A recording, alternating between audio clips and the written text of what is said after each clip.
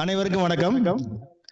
இன்னைக்கு நம்ம பார்க்க இருப்பது என்ன அப்படின்னு வந்து பாத்தீங்க அப்படின்னா புத ஆதித்ய யோகம்.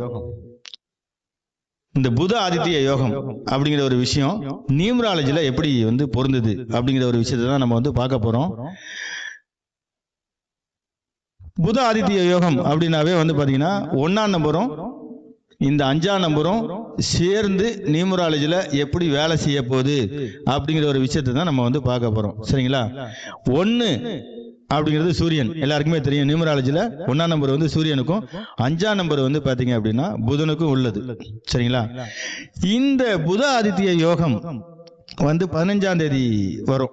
இந்த 15ஆம் தேதியில பிறந்தவங்க நியூமராலஜி படி நல்லா இருப்பாங்களா அப்படின்னு வந்து பார்த்தா வாழ்க்கையில வந்து ரொம்ப சூப்பரா இருப்பாங்க அப்படின்னு நம்மளால சொல்லலாம். ஆனா அதுதான் தவறு. 15ஆம் தேதி பிறந்தவங்க புதனும் சூரியனும் அந்த எண்ணுக்குள்ள ஒரு நபர்கள், அவங்க 2 பேரும் சேர்ந்து ராசி கட்டத்துல எங்க இருந்தா அவங்க வாழ்க்கையில சிறப்பா இருக்கும் அப்படிங்கிற ஒரு விஷயத்த வந்து பார்க்க போறோம். காலபுருஷனுக்கு 3ஆம் வீடு புதனோட வீடு, காலபுருஷனுக்கு 6ஆம் வீடு புதனோட வீடு. சரிங்களா? இந்த புதனோட வீட்டிலேயோ இந்த சூரியனோட வீட்டிலேயோ, நல்லா கேட்டுக்கங்க, கன்னிலையோ கன்னி ராசியில இல்லைன்னா மிதுன ராசியில இந்த புதனும் சூரியனும் சேர்ந்து இருந்தாலும் சரி, சிம்ம ராசியில புதனும் சூரியனும் சேர்ந்து இருந்தாலும் சரி, இங்கே புத ஆதித்ய யோகம் நல்லா வேலை செய்யும். ஏன்?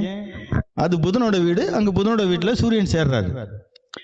இங்க சூரியனோட வீடு, சூரியனோட வீட்டுல வந்து புதன் சேர்றாரு. அப்ப இந்த 1, 2, 3 இந்த 3 வீட்டுல இவங்க 2 பேரும் சேர்ந்து இருந்தா சூப்பரா இந்த புத ஆதித்ய யோகம் நல்லா வேலை செய்யும். ரைட். வேற ராசி கட்டத்துல வேற எங்க இருந்தாலுமே வேலை செய்யாதா அப்படின்னு ஒரு கேள்வி வரும். கரெக்டா? இது என்ன அப்படின்னா, இந்த காலபுருஷனுக்கு 5ஆம் இடம் கோவில். சரிங்களா? கோவில் இங்க இருக்கு அப்படின்னா கோவிலோட கோபுரம் எங்க இருக்கும்? கும்பராசியில இருக்கும். கோவிலோட கோபுரம் கும்பராசியில இருக்கும். இந்த கும்பராசியில புதனும் சூரியனும் சேர்ந்து இருந்தாங்கன்னா அவங்களுக்கும் புத ஆதித்ய யோகம் வேலை செய்யும். ரைட். இது ஒரு ஃபார்முலா. இந்த புதனும் சூரியனும் சேர்ந்து நெருங்கி என்னன்னா +3 -3 டிகிரில இருந்தாங்கன்னா என்ன சொல்லுவோம்? அஸ்தமனம்னு சொல்லுவோம். சூரியனோட நெருங்கி டிகிரில, சூரியன் வந்து நல்ல வெளிச்சமா இருக்கக்கூடியதுல புதன் அங்க போனா என்ன புஷ்பம் ஆயிடுவார், கெட்டு போயிடுவாங்க.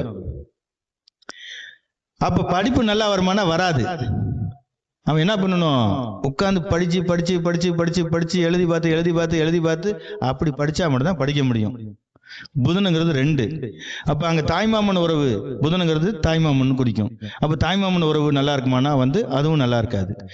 அதுலயே வந்து ஹையஸ்ட் டிகிரியில டிகிரி வைஸா பார்த்தோம் அப்படின்னம்னா ஹையஸ்ட் டிகிரி, இப்போ ஒரு சூரியன் வந்து ஒரு 28 டிகிரியில இருக்கு, இப்போ புதன் வந்து ஒரு 29 டிகிரியில இருக்குன்னு வச்சுக்காங்களேன். அங்க அவனுக்கு படிப்பு நல்லா வரும், தாய்மாமன் உறவும் நல்லா இருக்கும். ஆனா இங்க என்ன பண்ணுது? அஸ்தமனம் ஆயிருது. அங்க புத ஆதித்ய யோகம் அங்க வந்து என்ன செய்யும்? கொஞ்சம் குறைவா வேலை செய்யும். வேலை செய்யும். அந்த யோகம் வேலை செய்யும். எப்ப வேலை செய்யுது, எப்படி வேலை செய்யுது அப்படிங்கிற ஒரு விஷயத்த நம்ம அவங்களோட ஜாதக கட்டத்தை பார்த்து தான் நம்ம வந்து என்ன பண்ணணும், தெரிஞ்சுக்கலாம். ரைட். இந்த சூரியனுக்கு வந்து என்ன புத ஆதித்ய யோகம் எப்படி வேலை செய்யும் அப்படின்னா, இந்த புதன் வந்து 2க்கும் 11க்கும் இருக்கு. சூரியன் இருக்கிற இடத்துல இருந்து 2ஆம் இடம் புதனோட வீடும் 11ஆம் இடம் புதனோட வீடா வேலை செய்யும். அப்ப சூரியனுக்கு 2 11 வேலை செய்யும். ரைட். இந்த புதனுக்கு சூரியன் வந்து 3ஆகவும் இந்த புதனுக்கு வந்து 12ஆகவும் வேலை செய்யும். அப்ப புதனுக்கு வந்து பாத்தீங்க அப்படின்னா 3 12, சூரியனுக்கு வந்து பாத்தீங்கன்னா 2 11 வேலை செய்யும். இதுதான் இதோட ரகசியம், வேற ஒண்ணுமே கிடையாது. ரைட். இப்போ இந்த புத ஆதித்ய யோகத்தால் என்னங்க நன்மைகள் அப்படின்னு வந்து பார்த்தோம் அப்படின்னம்னா, நல்ல படிப்பு இருக்கும், நுட்பமான அறிவு இருக்கும். எப்படி? நுட்பமான அறிவு இருக்கும், நல்ல படிப்பு இருக்கும், ஒரு விஷயத்த எளிதில் கேட்ச் பண்ணக்கூடிய ஒரு அமைப்பு வந்து இருக்கும். ஆனா அதே நேரத்தில் வந்து பாத்தீங்கன்னா இவங்கள்ட்ட என்ன இருக்கும்? ரகசியங்கள் வந்து பாதுகாக்கப்படும். வசீகரமான தோற்றம் இருக்கும், பார்க்கறதுக்கு ஒரு கம்பீரமான ஒரு பேச்சு, கம்பீரமான ஒரு தோற்றம். அதே நேரத்தில் என்ன இருக்கும் அப்படின்னா செல்வங்கள். இவங்களை வந்து புரிஞ்சுக்கவே முடியாது, புரியாத தன்மையிலே இருப்பாங்க. அதாவது கமல்ஹாசன் வந்து பேசுவாப்ல, கவிதை கலந்து யாராலையும் ஒரு படத்தையும் சரி அவருடைய பேச்சையும் சரி ஒரு வாட்டிக்கு 4 வாட்டி அவரை பார்த்தாதான் அவர் என்ன பேச வர்றாருன்னே தெரியும். அதே மாதிரி தான் இந்த கிரக அமைப்பு உள்ளவங்களுக்கும் இந்த புத ஆதித்ய யோகமும் வேலை செய்யும். இந்த 15ஆம் தேதி பிறந்தவங்களுக்கு நியூமராலஜி படி நல்லா இருக்குமான்னு வந்து பார்த்தோம்னா நல்லா இருக்கும். எப்ப அப்படின்னா அந்த தேதியில பிறந்தவங்க என்ன அப்படின்னா 8வது மாசம் இல்ல 4வது மாசம், இந்த மாதிரி 4, 8 இது இந்த சேர்க்கை இந்த அமைப்பு எல்லாம் இல்லை அப்படின்னா அவங்களுக்கு வந்து வாழ்க்கை நல்லா இருக்கும். இப்போ சப்போஸ் 15ஆம் தேதி பிறகுறாங்க, சரிங்களா? 15ஆம் தேதி பிறந்து இப்போ 4வது மாசம் பிறகுறாங்க. அப்போ 5 1 6 6 4 10, சரிங்களா? 10 இங்கே வந்து பார்த்தீங்க அப்படின்னா வந்து இந்த வருடம் வந்து பார்த்தீங்கன்னா வருடம் எல்லாத்தையும் கூட்டி 4 வரக்கூடாது. அதே மாதிரி கூட்டு எண் வந்து 8 வரக்கூடாது. இந்த மாதிரிலாம் வந்துச்சுன்னா அவங்க வாழ்க்கையில ஆரம்பம் நல்லா இருக்கும். ஏன்னா இது 15 தேதி, ஆனா எண்டு வந்து எப்படி இருக்கும்? கொஸ்டின் மார்க் தான். சரராசி எப்படி இருக்கும்? ஆரம்பம் நல்லா இருக்கும், முடிவு வந்து சிறப்பா இருக்காது. அதுக்கு எண்டே கிடையாது, எங்க போய் முடியும்னே தெரியாது. ஆரம்பம் மட்டும்தான் உங்களுக்கு தெரியும். ஒரு ரோடு ஆரம்பிக்குது, கன்னியாகுமரியில் ஆரம்பிச்சு அதோட எல்லை வந்து எங்க இருக்குன்னா டெல்லியில போய் முடியுதான்னு பார்த்தா இருக்காது. அது அப்படியே சீனாக்குள்ள பூந்து வேற ஒரு நாட்டில் போய் அப்படி இப்படியே போயிட்டே இருக்கும். அது மாதிரி தான் இந்த 15ஆம் தேதி பிறந்தவங்களுக்கு இது மாதிரி ஒரு அமைப்பு. அதே மாதிரி நல்ல படிப்பு இருக்கும், நல்ல ஒழுக்கம் இருக்கும். இதெல்லாம் வந்து பிளஸ் பாயிண்ட் புத ஆதித்ய யோகத்துக்கு. ரைட். மைனஸ்னு ஒன்று இருக்குல்ல, ஒரு காயினுக்கு 2 பக்கம். எப்படி சார் கேக்குதா? நல்லா கேக்குதா? ஓகே. ஒரு காயினுக்கு 2 பக்கம். நல்லா எழுதிக்கங்க, ஏன்னா இது வந்து கிடைக்காத ஒரு விஷயம். நம்ம யூடியூப்ல வந்து அப்லோட் பண்றோம். 2 பக்கம் மாதிரி நல்லது மட்டும்தான் இருக்குமா அப்படின்னா அந்த 4 8ஓட சேர்ந்தா அவங்களுக்கு நிறைய பிரச்சனைகளை வந்து சந்திப்பாங்க அப்படிங்கிறதையும் சொல்லிட்டேன். அதே மாதிரி எந்த லக்கணமாக இருந்தாலும், சப்போஸ் விருச்சக லக்கணமா இருக்கு, இதுக்கு 6ஆம் இடத்துல போய் புதனும் சூரியனும் சேர்ந்தாலும் சரி. ஆனா இங்க என்ன சொல்லுவோம்? சூரியன் வந்து உச்சம்னு சொல்லுவோம், ரைட்டா? இந்த 6 8 12ல சூரியன் புதன் சேர்ந்தாலும் சரி, அங்க வந்து பாத்தீங்கன்னா அந்த புத ஆதித்ய யோகம் அங்க சரியா வேலை செய்யாது. எதுலன்னா ஒன்று இல்வாழ்க்கையில் வந்து நல்லது செஞ்சிச்சுன்னா அங்கே படிப்பில் இல்லை வேலையில் ஏதாவது ஒரு பிரச்சனையை பண்ணிடும். இல்லை இங்கே 10ஆம் அதிபதி 6ஆம் இடத்துல போய் உச்சத்தில் இருக்காரு அப்படின்னு வந்து பார்த்தோம்னா வெளியூர் வெளிநாட்டில் போய் வேலை அமையும். அதே நேரத்தில் வந்து பார்த்தீங்கன்னா இந்த சூரியனுக்கு பின்னாடி சுக்கிரன் இருந்துச்சுன்னா புதன் இருந்துச்சுன்னா படித்த படிப்புக்கு ஏற்ற வேலை கிடைக்காது. இந்த சூரியனுக்கு அப்புறம் புதன் இருந்துச்சுன்னா படித்த படிப்புக்கு ஏற்ற வேலை கிடைக்கும். ஆனால் சூரியனுக்கு பின்னாடி புதன் இருந்துச்சுன்னா படிச்ச படிப்புக்கு ஏற்ற வேலை கிடைச்சாலும் சம்பளம் குறைவா இருக்கும். ஒரு ஜாதகத்தை எடுத்தா நம்ம இப்படி எல்லாம் பார்க்கணும், ரைட்? இப்ப என்னங்க தீமை அப்படின்னு வந்து பார்த்தோம்னா ஆரம்பம் நல்லா இருக்கும், பகை வந்து அதிகமா உருவ ஆரம்பிச்சிடும், கடன் உபாதைகள் வந்து அதிகமா இருக்கும், சரிங்களா? காலபுருஷனுக்கு 6ஆம் அதிபதி யாரு? புதன்.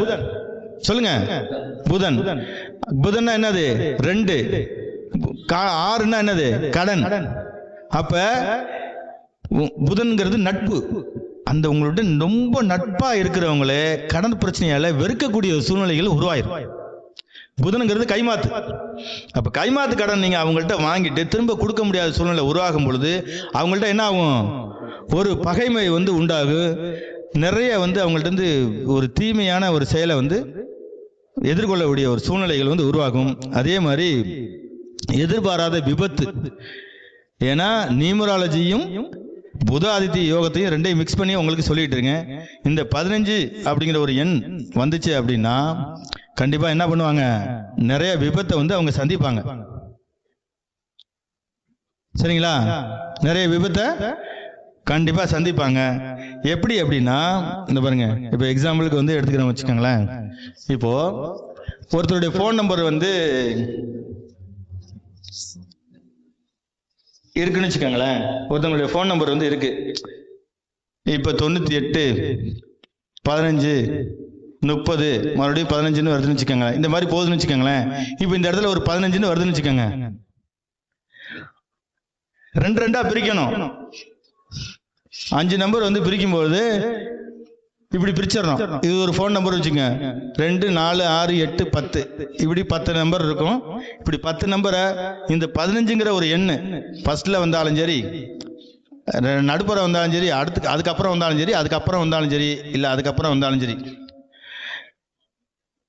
கண்டிப்பா அவங்க ஒரு பிரச்சனையை வந்து சந்திச்சு தான் ஆகணும். நான் சொன்ன விஷயத்துல கடைசியா சொன்ன ஆரம்பம் நல்லா இருக்கும், முடிவு சிறப்பா இருக்காது. நண்பர்கள்ட்ட பகைமை உண்டு, கடன் பிரச்சனை உண்டு. இதே வந்து ஆரம்பத்துல வந்துச்சுன்னா நீங்க ஜாதகர் இந்த 5ஐயும் தனித்தனியா பிரிக்கணும். ஒரு போன் நம்பரை மட்டும் வச்சு உங்களுக்கு பலன் சொல்ல முடியுமானா சொல்ல முடியும். இப்ப 2வது இடத்துல வந்துச்சுன்னா யாரு? கலத்திரம், கணவனோ மனைவியோ. அப்ப இங்க யாருக்கு வரும் பிரச்சனை? நீ என்னைக்கு இந்த போன் நம்பர் 9815 நீ வாங்கினியோ, வாங்கிட்டு மனைவி வாங்கியிருந்தா கணவனுக்கோ, கணவன் வந்து வாங்கியிருந்தா மனைவிக்கோ, என்னைக்கு இந்த போன் நம்பர் வாங்குறியோ அன்னில அவங்களுக்கு பிரச்சனை ஸ்டார்ட் ஆயிரும். கணவன் மனைவிக்குள்ள சண்டை இப்படி வந்துடும். விவாகரத்து நடக்கும். வேலை ரீதியாவோ இல்லைன்னா கணவனை விட்டு மனைவியை விட்டு பிரியக்கூடிய சூழ்நிலைகளை இந்த 15 உருவாக்கிறோம். வேணா எழுதி வச்சுக்கோங்க, எல்லாம் செக் பண்ணுங்க. செக் பண்ணிட்டு யூடியூப்ல கமெண்ட் பண்ணுங்க. என்னால் அடிச்சு சொல்ல முடியும். ஏன்னா கிட்டத்தட்ட ஒரு 500க்கு மேற்பட்ட போன் நம்பரை செக் பண்ணி உறுதியாக தான் நான் வந்து இதை சொல்லிட்டு இருக்கேன். சரிங்களா? செக் பண்ணி பாருங்க. இந்த 15 அப்படிங்கிற ஒரு எண் நியூமராலஜியில் எப்படியெல்லாம் வேலை செய்யுது, அதே மாதிரி நம்ம ஜாதக கட்டத்தில் எப்படியெல்லாம் வேலை செய்யுது, ஒரு ஃபோன் நம்பரில் எப்படியெல்லாம் வேலை செய்யுது அப்படிங்கிற ஒரு விஷயத்தை வந்து இப்போ நம்ம வந்து பார்த்துருக்கோம். அதே கடைசியாக ஒன்று சொல்லிக்கிறேன். அது வந்து இப்போ ஃபோன் நம்பருக்கு மட்டும் தான் வேலை செய்யுமா அப்படின்னா இல்லை. இப்போ வந்து ஒரு வண்டி எண் 15ன்னு வச்சுருக்கீங்களேன், ஒரு 15ன்னு வருதுன்னு வச்சுக்கோங்க, அங்கேயும் வேலை செய்யும். வீட்டோட நம்பர் 15ன்னு வச்சுக்கோங்க, அங்கேயும் வேலை செய்யும். ஒரு பைக்கோ, ஒரு வீட்டோட எண்ணோ, ஒரு அலுவலகத்தோட ஒரு நம்பரோ 15 அப்படின்னு வரும்போது அங்கே சில பிரச்சனையை வந்து நம்ம சந்திக்கணும் அப்படிங்கிற விஷயத்த வந்து நீங்கள் நல்லா மைண்டில் வந்து ஏற்றிக்கங்க. ஆனால் பார்க்கும்போது நல்லா இருக்கும். நம்பர் 1, நம்பர் 5 எப்படி? 5ங்கிறது காதல், பொண்ணுங்கிறது யாரு? ஜாதகர். அப்போ 5 ஒன்று என்ன பண்ணிடும்? கள்ள காதலை ஏற்படுத்திடும். இதெல்லாம் வந்து ஜாதகத்தில் இருக்கக்கூடிய ஒரு மிகப்பெரிய ஒரு சூட்சமங்கள். இந்த 15 அப்படிங்கிற ஒரு எண்ணை யூஸ் பண்ணுறதுக்கு முன்னாடி மீண்டும் ஒரு முறை செக் பண்ணிவிட்டு நல்லபடியாக வந்து அந்த நம்பரை வந்து உபயோகப்படுத்துங்க. அதை உபயோகப்படுத்துறதுக்கு முன்னாடி நிறைய விஷயங்களை வந்து நம்ம வந்து பாதுகாக்கணும். உங்களுக்கு நியூமராலஜி சம்மந்தமாக இல்லை ஜாதகம் சம்மந்தமாக ஏதாவது டவுட்டா இல்லை ஜாதகம் பார்க்கணும் அப்படின்னா என்னை வந்து தொடர்பு கொள்ளுங்கள். VT விஜயகுமார் வந்து பார்த்தீங்க அப்படின்னா ஸ்ரீகுரு ஆஸ்ட்ரோ அகாடமி மற்றும் ஸ்ரீகுரு திருமண தகவல் மையம் வந்து இங்கே திருச்சியில் கைலாஸ் நகரில் காட்டூரில் வச்சுருக்கேன் நான். உங்களுக்கு ஏதாவது திருமண பொருத்தம் சார்ந்து பார்க்கணுன்னாலும் சரி, இல்லை மொபைல் எண் மாற்றணும் அப்படின்னாலும் சரி, வண்டி நம்பர் மாற்றணும் அப்படின்னாலும் சரி, நீங்கள் தாராளமாக என்னை தொடர்பு கொள்ளலாம். மீண்டும் அடுத்த பதிவில் சந்திப்போம். நன்றி, வணக்கம், வாழ்க வளமுடன்.